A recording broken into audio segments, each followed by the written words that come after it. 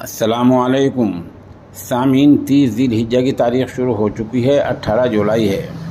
ख़बर का उन्वान है, अपोजिशन पार्टियों ने मुस्लिम समाज को पूरी तरह नज़रअंदाज कर दिया है।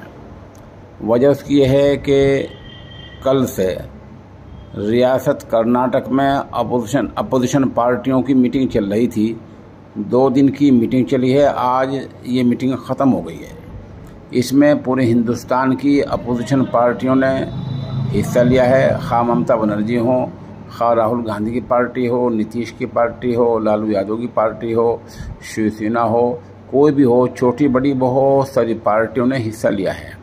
अगर वहाँ नज़र नहीं आए तो जनाब असदुद्दीन ओवैसी साहब और मौलाना बदरुद्दीन अजमल साहब नज़र नहीं आए। हमारी इत्तला ये है कि मौलाना बदरुद्दीन अजमल साहब ने तो बाकायदा कुछ दिन पहले कई पार्टियों से मुलाकात भी की थी, उनको फिर भी मदऊ नहीं किया गया। और इस तरह मजलिस इत्तेहादुल मुस्लिमीन के सदर हैं जनाब असदुद्दीन ओवैसी साहब, उनको भी पूरी तरह नज़रअंदाज कर दिया गया। तो इन दोनों लीडरों को न बुलाना बहुत कुछ पता देता है और ये हमारे लिए लम्हा फ़िक्रिया है।